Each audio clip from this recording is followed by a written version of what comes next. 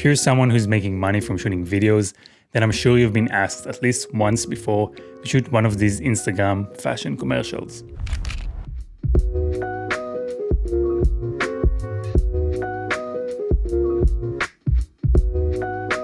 Now, usually what happens with these kind of commercials is that you have a stills photographer, usually, and a lot of the times stills would be the goal of the shoot or like the main thing, and then you're just tagging along as the video guy, which is what happened with me in this shoot, and that's what usually happens in my experience with these kind of like Instagram, like fashion things. That's how it usually is. They prefer to shoot the stills, and usually they have more time to set up their lights. They have some time to talk with the client about the look they're going for, and then you're just there to grab a few quick shots and hopefully be able to create a cool edit from that they can post on their website or usually on Instagram Reels.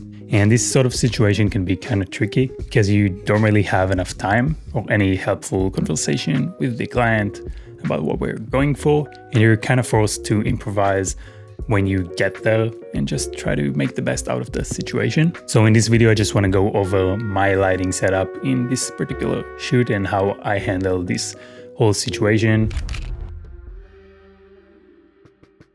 So starting off with the key light, I knew I had to get shots of the entire body of the model, whether it was full body shots or just close-ups of the shoes. I knew I needed a big source of light to be able to light the model's entire body. So I went with the Aperture 600C and the Light Dome 150, which is a very, very big light dome. And there's no real reason why I went specifically with the 600C. That's just the light that I have, but you could use any other daylight fixture basically, because the 600C is an RGB light, but I just used it on daylight white balance. So you could use 600D or really anything, but you do have to keep in mind the output of the light. With this studio that I was in, I couldn't really make everything dark. There was a lot of light spilling in, so I needed a pretty strong key light, and honestly the 600C was like, I had it on 100% and would have been better to use something like the 600D, which has a way bigger output, but the 600C was just about enough.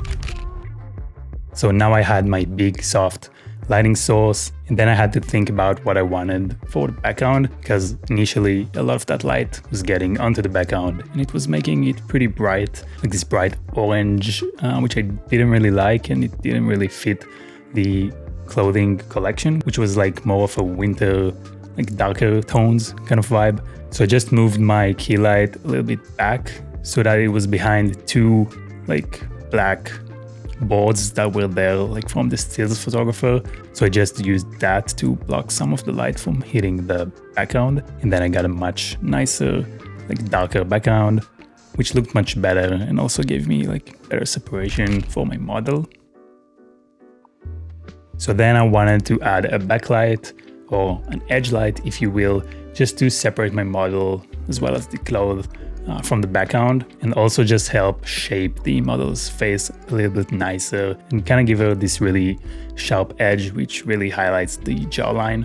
So for that I used a Falcon Eyes LED strip, which was just there in the studio. It's not my light. So that was the backlight, just to give us more separation, and that was also on daylight white balance. And then lastly I had another Falcon Eyes, the same fixture, just off to the camera left, just to act as a very, very minimal fill light. I think I had it on like, I don't know, maybe like 5% of the output. Just make it a little bit less contrasty because my key light was a little bit sidey. I couldn't really wrap it around more because it was interfering with the stills photographer, and just the set wasn't really like big enough. So kind of had to make it a bit sidey. So I also used the fill light just to fill in some of that shadow.